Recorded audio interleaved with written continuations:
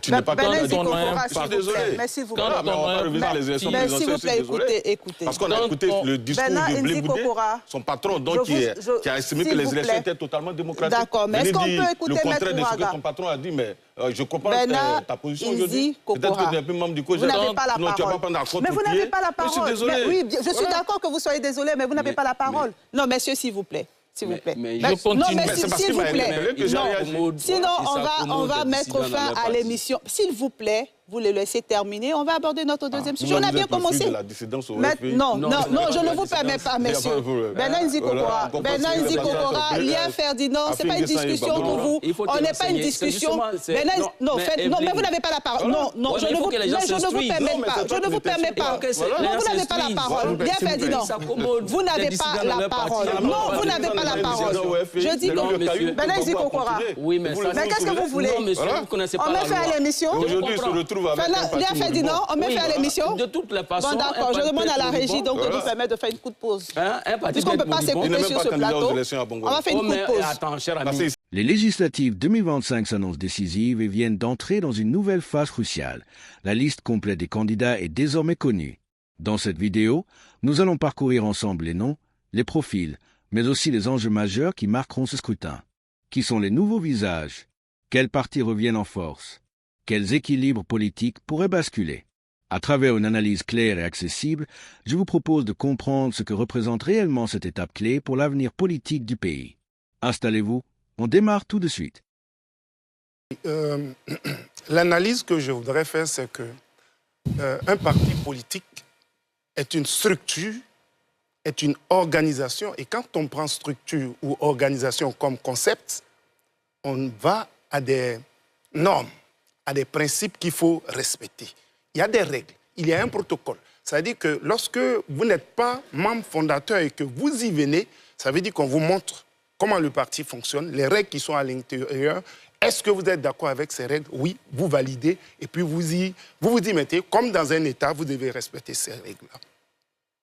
Lorsque vous avez signé ce protocole, vous devez le respecter. Pour moi, les sanctions prises par le PPACI sont à saluer. Dans le principe de ce que si on ne respecte pas les normes à l'intérieur d'un parti ou d'une structure organisée comme cela se présente, mais le parti va voler en éclats.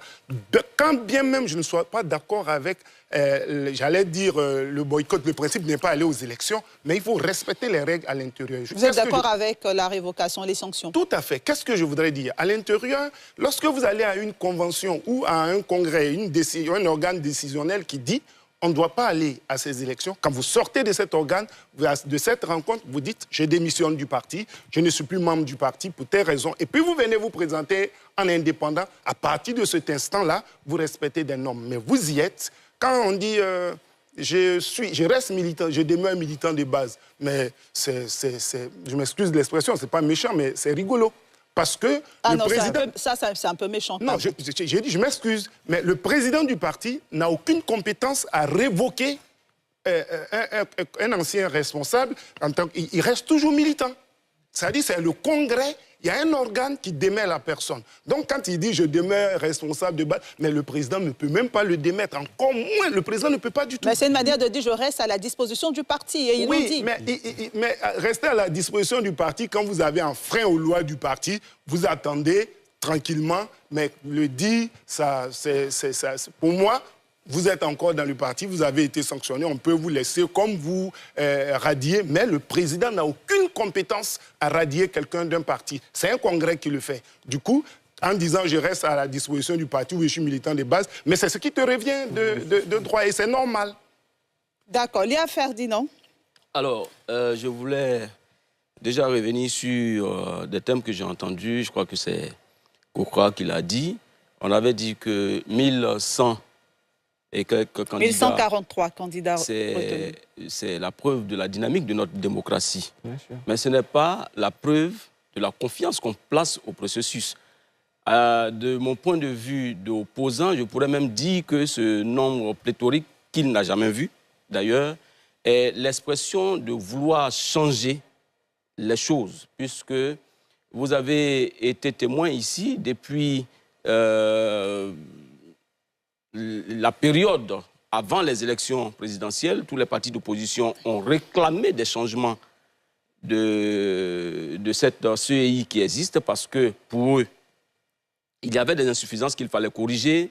Il y avait des insuffisances au niveau de découpage législatif, donc des circonscriptions pour lesquelles aujourd'hui tout le monde est en train de concourir.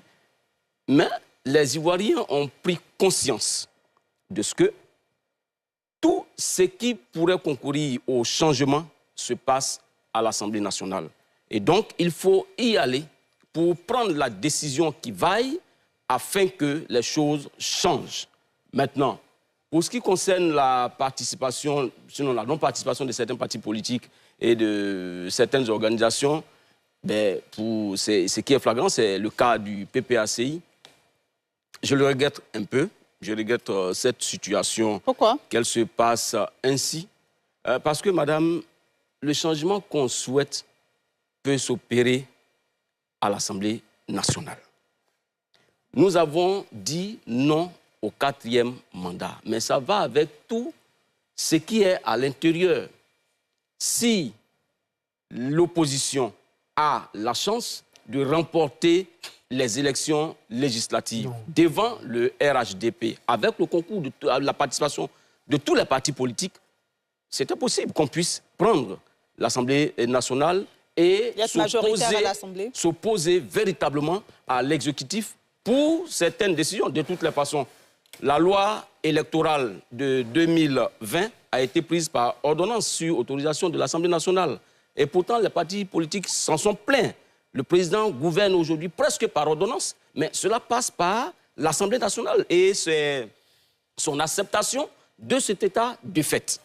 Mais une Assemblée nationale qui est majoritairement dominée par l'opposition ne peut pas accepter certaines actions de l'exécutif et les autoriser.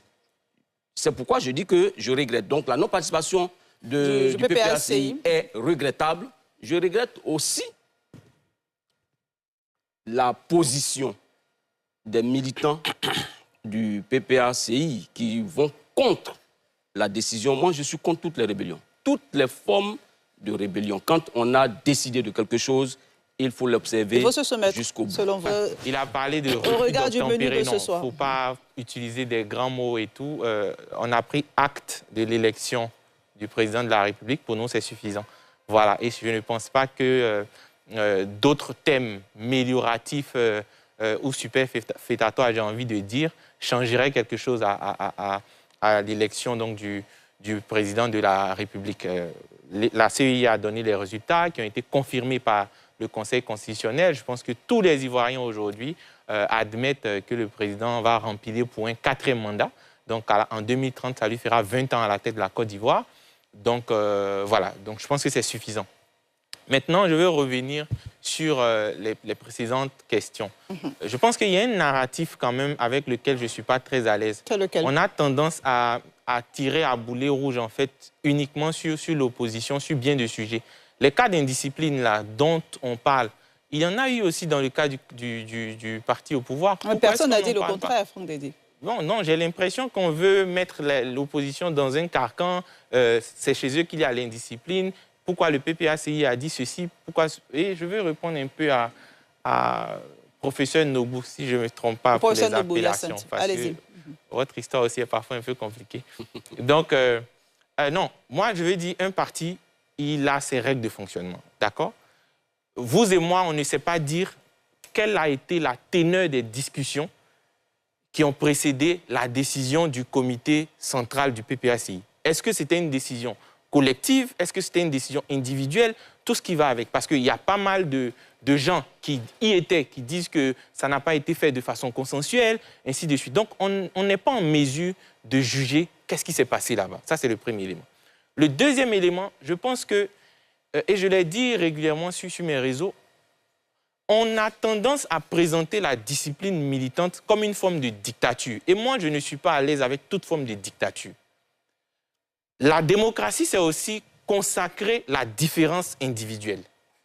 Donc oui, le parti peut avoir pris une décision avec laquelle moi, en tant que militant, je peux ne pas être d'accord. Et je dois pouvoir l'exprimer sans pour autant être traiter de traître ou de tout ce qui va avec. La démocratie, c'est aussi ça, l'expression de la différence individuelle. Est-ce que ce n'est pas une sorte de rébellion? J'arrive. Ce n'est pas une forme de rébellion. Okay. Evelyne, nous pouvons être ensemble sur ce plateau et nous pouvons avoir décidé quelque chose à la majorité. D'accord. Est-ce pour autant dire que si je ne suis pas d'accord avec cette majorité, je suis en rébellion vis-à-vis de tout le plateau? Je ne pense pas.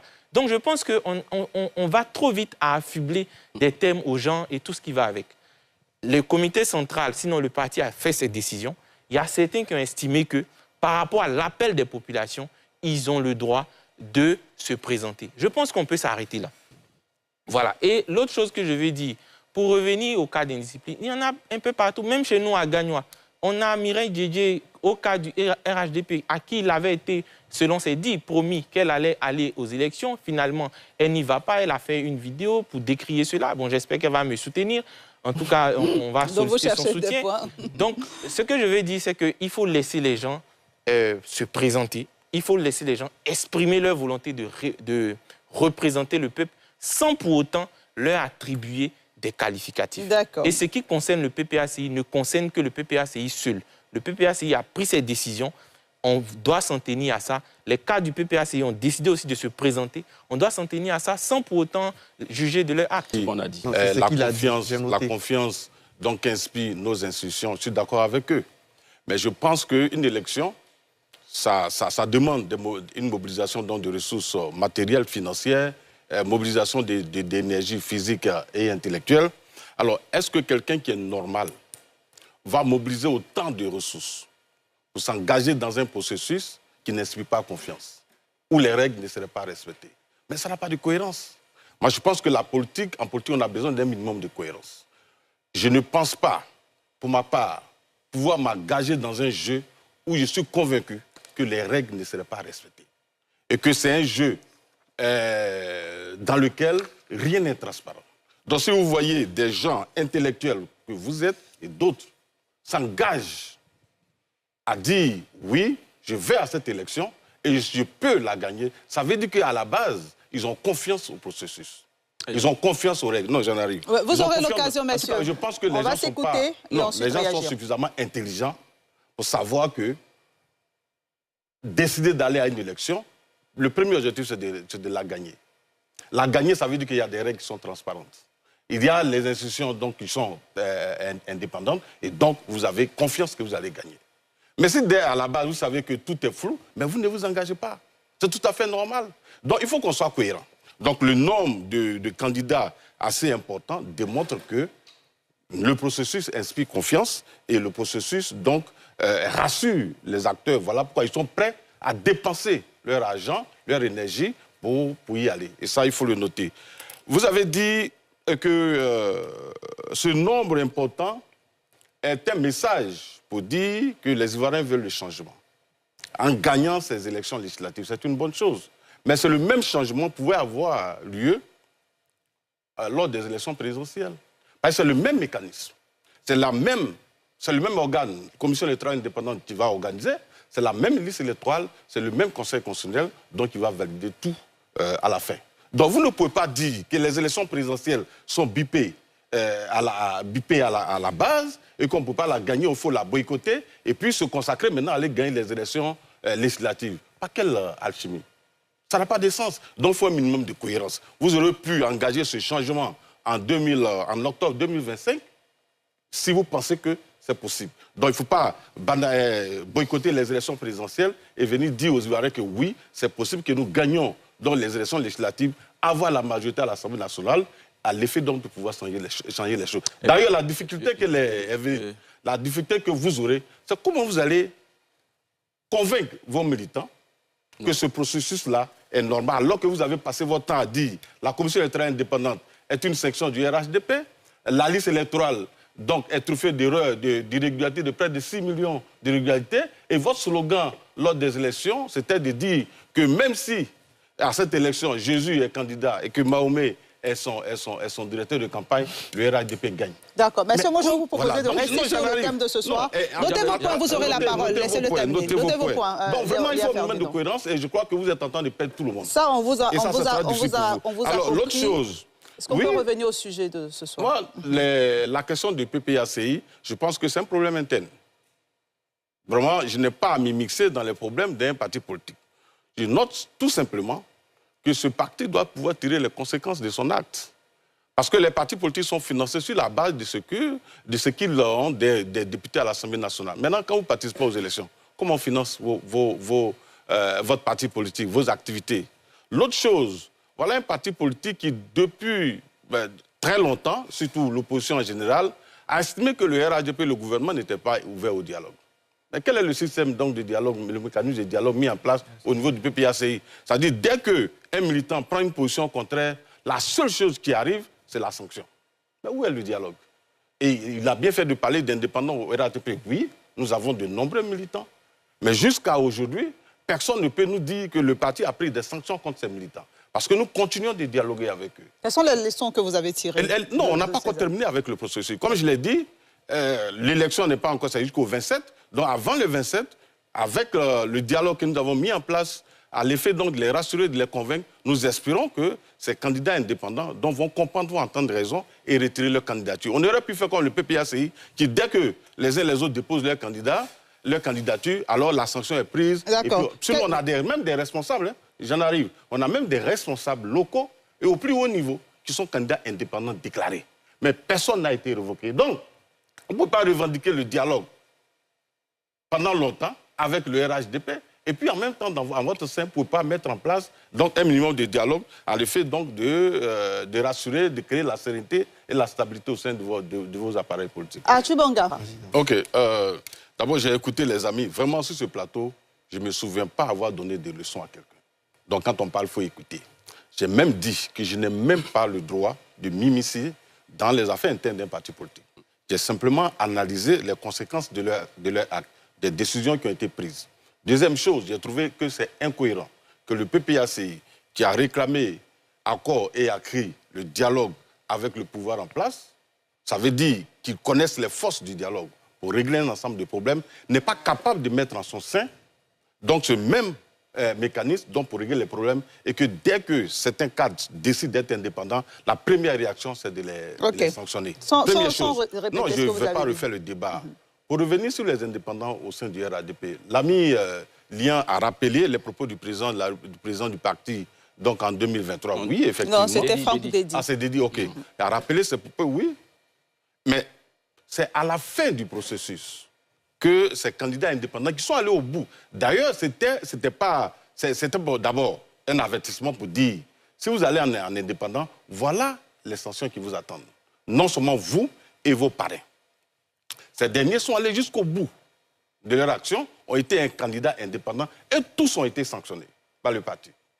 Et c'est après, quelques mois ou je crois même une année après, que les sanctions ont été levées. Donc, le premier acte que le parti a posé, ce n'est pas de sanctionner les indépendants. C'est ce que j'ai dit. Je suis d'accord qu'un parti politique qui prend une décision, la haute direction prend une décision. Et je vous rappelle qu'au niveau du RHDP, nous avons donc eu 3 niveaux d'arbitrage. D'abord au niveau de la coordination donc, régionale, donc qui est la base. Après, il y a eu le directoire donc, qui s'est réuni, donc qui a fait un deuxième arbitrage. Et le présidium s'est réuni donc, pour décider des candidatures donc, au niveau du parti. Donc quand on a suivi tout ce processus, où la parole a été donnée à tous ceux qui voulaient être candidats, et qu'à la fin, le parti, donc, parce qu'on sait qu'il y a un choix, il y a toujours un ressentiment pour dire que non, j'étais le plus valeureux, le plus méritant, mais je n'ai pas été choisi. On est d'accord. Mais à la fin, il faut respecter la discipline du parti.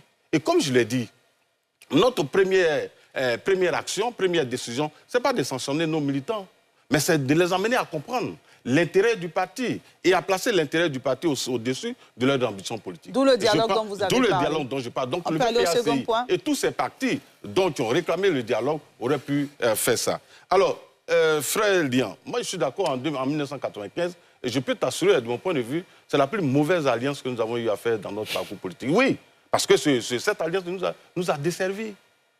Et donc, on ne va pas répéter la même erreur. On ne peut pas boycotter une élection sous prétexte que les conditions ne sont pas transparentes et puis aller, après quelques mois, participer à une autre élection. Comment vous expliquez ça à vos populations, à vos militants? Sur la base de quoi vous allez arriver à les convaincre? Pour leur dire non, allez-y voter et que votre vote va compter. Alors que préalablement, on a posé des actions donc, pour déstabiliser le pays parce qu'on n'était pas d'accord avec le processus mis en place. On n'a pas vous avez boycotté, le PPAC et le PDC ont boycotté les élections parce qu'ils savaient que les candidats qu'ils avaient choisis ne remplissaient pas les conditions pour être candidats. Mais ils se sont entêtés. C'est une forme de boycott. Sans refaire ce débat, Bernard, on va pas refaire le débat, mais j'ai dit, je n'ai pas donné de leçons à quelqu'un sur ce plateau.